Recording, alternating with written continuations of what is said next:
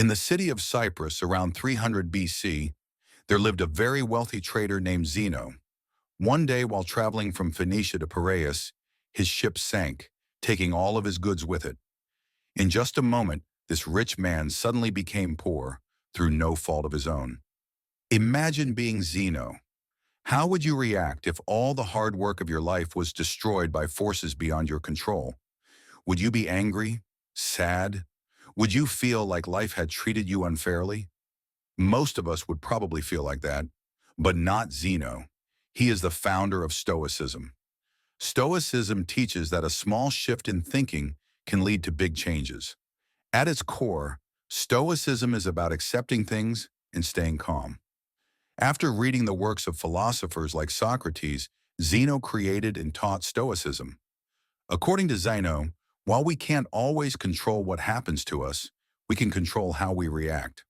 Instead of getting upset, Zeno stayed calm and neutral, even when he lost everything.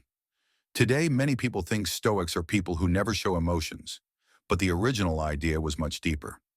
Stoicism was a way to understand the world, a way of life that lasted for centuries. Stoicism can still be applied today, just like it was thousands of years ago. It helps us deal with negative emotions and turn them into something that gives us a new perspective on life. Everyone experiences life differently, and Stoicism helps us see things from various viewpoints. The Stoics believed that their philosophy could help anyone, which is why they taught it in public spaces instead of keeping it secret. Because of this, anyone from slaves to emperors could learn and practice Stoicism. Some of the most famous Stoics include Epictetus, who was a slave, Seneca, a well-known statesman, and Marcus Aurelius, a Roman emperor. These Stoics practiced what they preached, fighting against inequality and standing for justice. They even coined the term cosmopolitan, meaning citizen of the world. Stoicism promoted unity and openness, and even in ancient times, women were allowed to learn about Stoicism freely. So why do so many people follow Stoicism as a way of life? In a world full of unexpected events, our emotions can easily overwhelm us. We don't get sad just because bad things happen. We get sad because they happen unexpectedly. Take rain, for example. Rain is good because it waters plants and cools the air. But we get upset when we're caught in a storm unprepared. Why don't we cry when it rains? Because we expect it. Stoicism teaches us that, in the same way, we should expect bad things to happen and be at peace with it. We can practice gratitude by preparing ourselves for tough situations, like sleeping on the floor or eating only simple meals. This mental exercise helps us see that, no matter how hard things get, we can survive and thrive if we have the right mindset. By learning to deal with discomfort, we strengthen our minds for future challenges. In today's world where everyone is constantly chasing the next best thing, Stoicism reminds us that this mindset will never make us truly happy. We should focus on improving ourselves, not chasing external rewards. When we place our happiness in things we can't control, we set ourselves up for disappointment.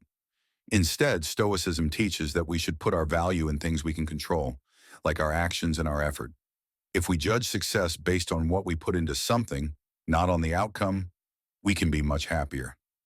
This is the essence of Stoic thinking, focusing on what we can control and letting go of what we can't.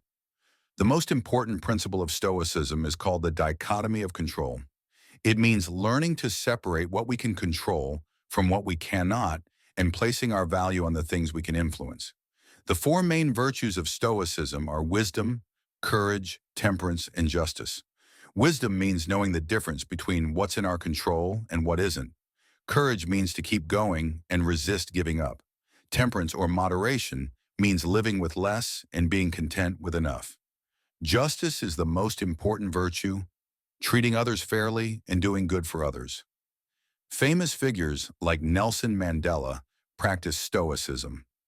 During his time in prison, Mandela read the works of Marcus Aurelius and learned many Stoic values, which helped him lead his nation without seeking revenge. Stoicism is also at the heart of modern therapies like CBT, cognitive behavioral therapy, which helps people identify negative thought patterns and replace them with healthier ones. Another method, called logotherapy, is based on the Stoic idea that we find meaning and happiness by discovering our purpose, even in the darkest situations. To live happier lives, we need to change how we think, letting go of things we can't control and focusing on what we can. By practicing Stoic principles, we can navigate life's storms more calmly, and even if we face loss, find peace in knowing we've lived a good life.